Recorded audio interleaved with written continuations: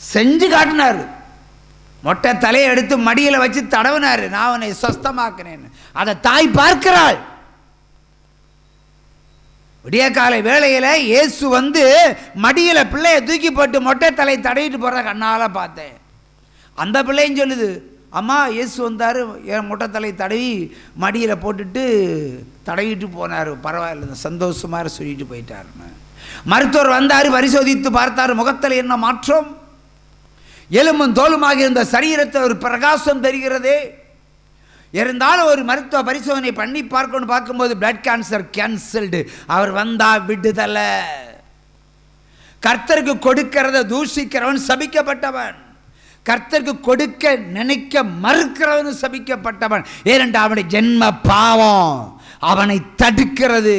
அவன் பரிசுத்தம் அடைவதை தடுக்கிற கிரியைதான் ஜென்ம பாவம். மனுஷன் வேதத்தின் ரகசியத்தை சுதந்திரித்து கொள்ள முடியாது. ஏனென்றால் அவன் அந்தி கிறிஸ்தனுடைய வாரிசு. ஒரு நாள் மன்னிக்கும் திறனும் வராது, அவன் மன்னிப்பையும் பெற்றுக்கொள்ள மாட்டான். உற்சாகமாக கையை தட்டலாம். அல்லேலூயா. 1 கொரிந்தியர் 2ஆம் அதிகாரம் 12ஆம் வசனம் கடைசிக்கு வந்திருக்கிறோம். 1 கொரிந்தியர் 2ஆம் அதிகாரம் 12வது வசனம்.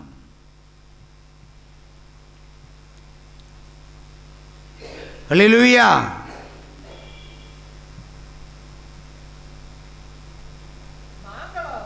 நாங்களோ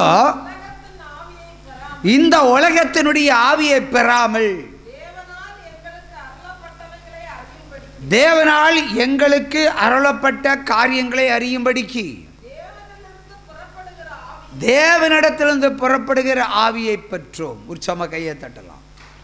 ஒரு மனிதன் தேவனிடத்திலிருந்து புறப்படுகிற ஆவியை ஒருவன் பெற வேண்டுமானால் ஜென்ம பாவத்தை கழுவ வேண்டும், மாமிச பாவத்தை கழுவ வேண்டும்.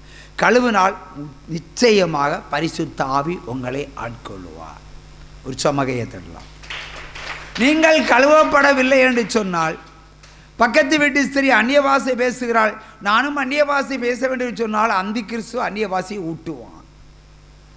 பிறகு மைக்கை கட்டிட்டு 1/2 மணி நேரம் அந்நிய பாஷை பேசுவீர்கள் ஊழியக்காரர்கள் வரைக்கும்.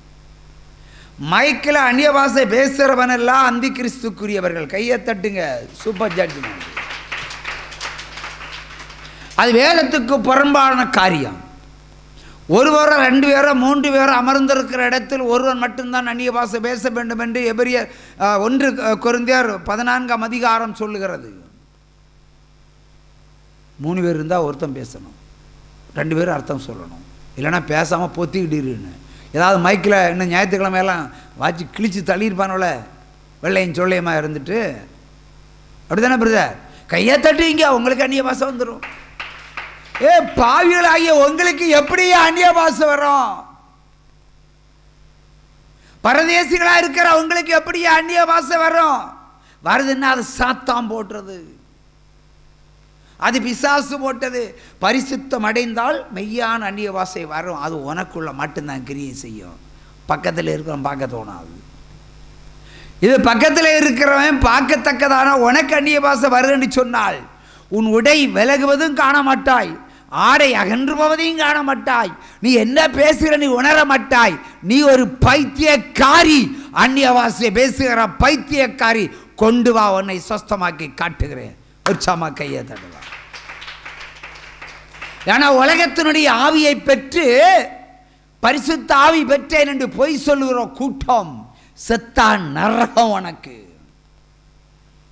இதான் சத்தியம். இந்த மாதிரி ஊழியக்காரர்கள் எல்லாம் செத்தான் நரகம். சத்தியத்தை வதைக்காதவன் நரகத்தில் தள்ளப்படுவான். வஞ்சிக்கிற ஊழியக்காரர்கள், உங்களுடைய ஆத்துமாக்களை திருடுகிற ஊழியக்காரர்கள், அவை அந்தி கிறிஸ்துக்குரியவர்கள். அந்த வேதம் உங்களுக்கு காதுக்கு இனிக்கும், இந்த வேதம் உங்களுக்கு முள்ளாய் குத்தும். நெல்லிக்காய் இருக்குல்ல, நெல்லிக்காயில் ஒரு 10 ஊசியை நான் குத்தி வைப்பேன். சின்ன சின்ன ஊசிகள், முட்டு ஊசி, முட்டு பெண்கள். நான் உனக்கு விழுங்க தருவேன், விழுங்குவியா சிஸ்டர்? ஒரு நெல்லிக்காய் சாப்பிடக்கூடிய ஒரு கால்சியம் சத்து நிறைந்த ஒரு பொருள். நிறைய குண்டூசியை ஊசி வெளியே தெரிய அளவில் தலைப்பாகத்தை உள்ளே வச்சு முனையை வெளியே வச்சு உங்களுக்கு சாப்பிட தருவேன். சாப்பிடுவீங்களா?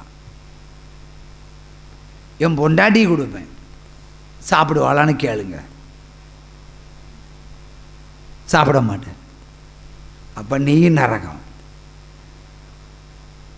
சாப்பிடணும்.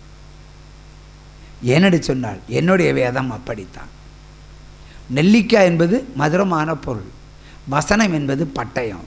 அது நெல்லிக்காயில் பட்டயத்தை சிறுவித்தாரேன், பரவாயில்ல ஆண்டவர் பார்த்து கொள்ளுவார்னு சொல்லி முழுங்கினா அது உள்ளுக்குள்ளே போய் உங்களுக்கு கால்சியம் சத்தை கூட்டும். முள்ள அவர் பிடுங்கிடுவார். முழுங்குறதுக்காக நினைக்கணும் இல்லை, வேத வசனத்தை ஏற்றுக்கொள்வதற்காக ரெடியாக இருக்கணும் இல்லை. ரெடியான பிறதானே கிரியைகள்.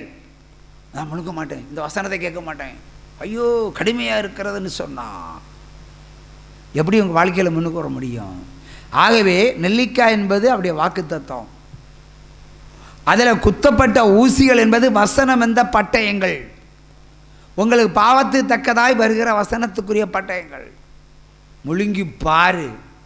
இந்த வசனத்தை கேட்டு ருசி பார்த்து நீங்கள் பிழைக்க ஆரம்பித்தால் நமக்கு பரலோகத்தின் வாசல் திறக்கப்படும். இந்த பூமியில் எல்லாரும் சாப்பாட்டுக்கு அழுதுட்டு இருக்குமா, நம்ம சாப்பிட்டு திருப்தியாக இருப்போம். எல்லோரும் தண்ணி குடிக்க வழி இல்லாமல் இருக்கும், நம்ம தண்ணியை நல்லா குடிச்சிட்டு ஜிம்முன்னு இருப்போம். ஆவிக்குரிய பிள்ளைகள் பட்டினியாய் கிடப்பது அவருக்கு பிரியமில்லையே சொன்னாரே. ஆவிக்குரிய பிள்ளைகளுக்கு சாப்பாடு, உலகத்தை நம்புகிறவர்களுக்கு நீ நோ சாப்பாடு, நோ ஃபுட்டு. அந்த கிறிஸ்து எத்தனை நாள் கொடுப்போம்? ரேஷன் கடை எத்தனை நாள் திறந்துருக்கோம்? ரேஷன் கடை எத்தனை நாள் திறந்துருக்கோம்? பார்க்கலாம்ல. வெயிட்டன்சி. உற்சாகமாக கையை தட்டி அல்லேலூயா. கடைசியாக 2 பேதுரு 2ஆம் அதிகாரம் 1 முதல் 3 வரைக்கும் உள்ள வசனத்தை வாசித்து முடிக்க போகிறோம்.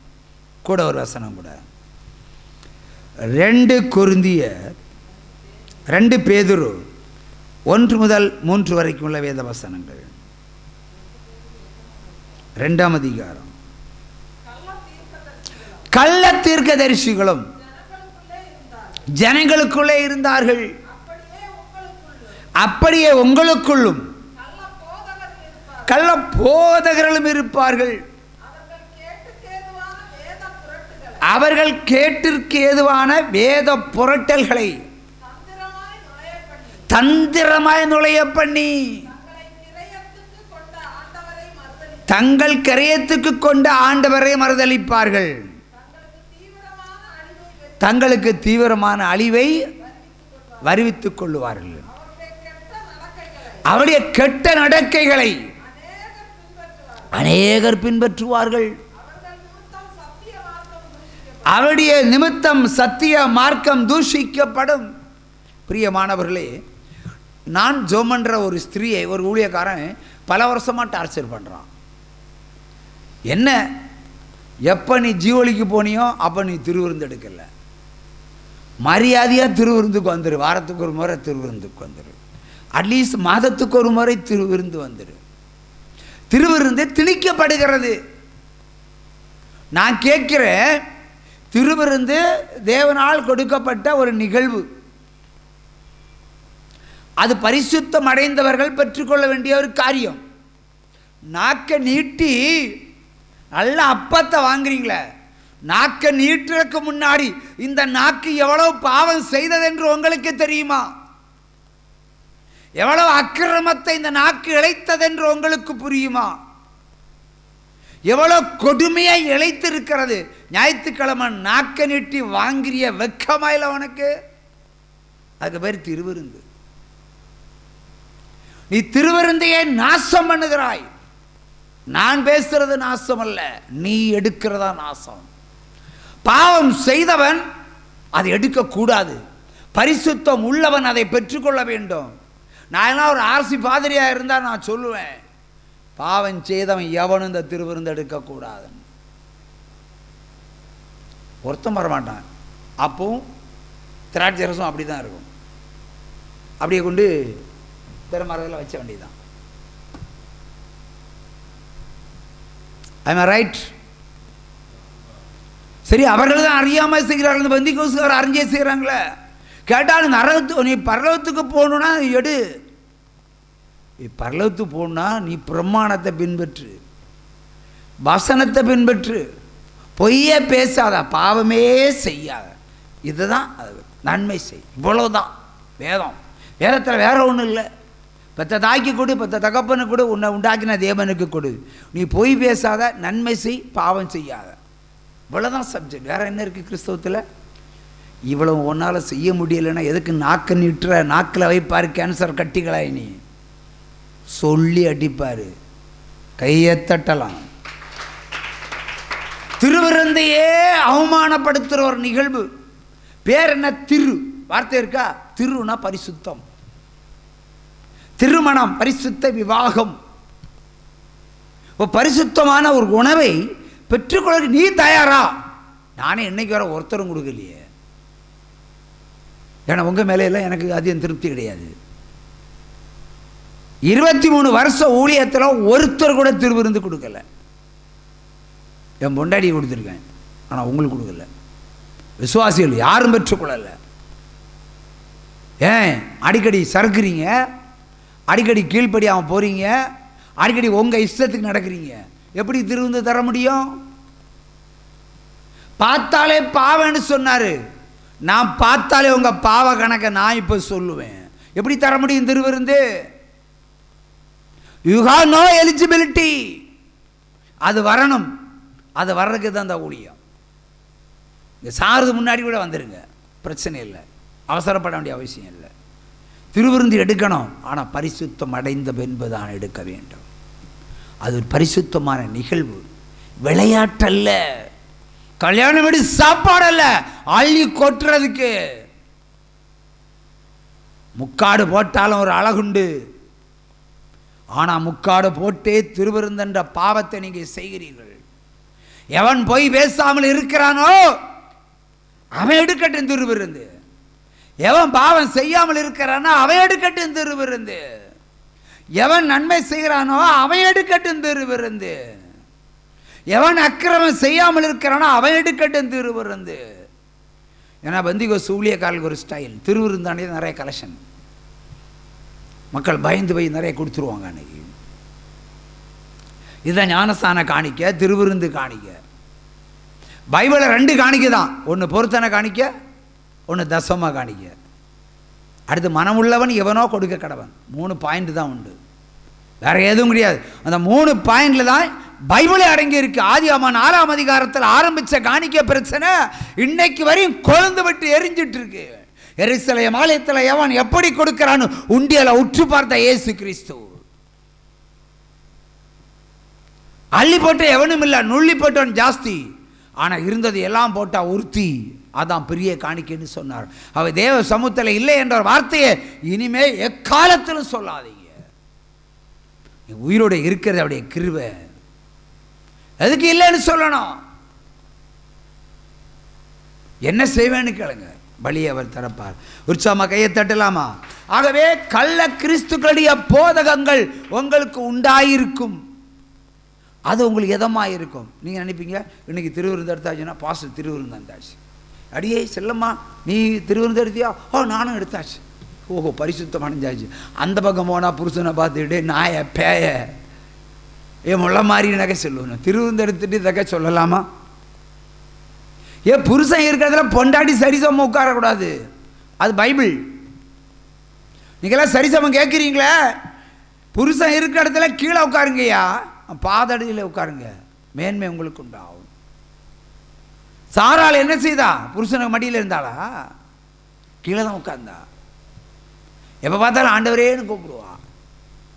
ஒரு முறையாவது ஆண்டவரேன்னு கூப்பிடுறீங்களா உங்கள் புருஷனை? அதை இவ தான் கேட்குறாளா? அதுவும் இல்லை. சரி தமிழ் இலக்கியத்துக்கு வருவோம். சரி ஒரு முறையாவது புருஷனை அத்தான்னு அருமையாக கூப்பிடுவீங்களா? கிடையாது இல்லையா? எதுவுமே அன்பை காட்ட முடியலை உங்களுக்கு. ஆனால் இந்த உலகத்தின் மேல் நம்பிக்கை வைத்து எல்லாரிடத்திலும் வேறு விதமான அன்பை வைத்துக் கொள்கிறீர்கள். அது கர்த்தருக்கு பிரியமில்லாத செயல். உச்சம் தலையை அடித்து நொறுக்கிடுவார். கோர வாரி காற்று இதோ வருகிறது. உற்சாம கையை தட்டலாம். அல்லேலூயா. அவே கடைசி காலத்தினுடைய போதகங்கள் உங்களுக்கு இதமாக இருக்கலாம். ஆனால் கடினமானது உங்களுக்கு சிக்ஷை, அது உங்களுக்கு சிருஷ்டிப்பு. நீங்கள் பாவம் செய்யாமல் தடுக்கிற வேலி, அதான் உங்களுக்கு இந்த உலகத்திற்கு இன்றைக்கு தேவையாக இருக்கிறது. அதை பெற்றுக்கொள்ளுங்க, அதை நாடுங்க. ஆகவே அந்நிய போதனைகளுக்காக அலைந்து திரியாதீர்கள், அழிச்சிருவார் என் தேவன். அல்லேலூயா. அடுத்தபடியாக வாசிப்போம். அல்லேலூயா. 2 தீமோத்தேயு 3:7. 2 தீமோத்தேயு 3:7.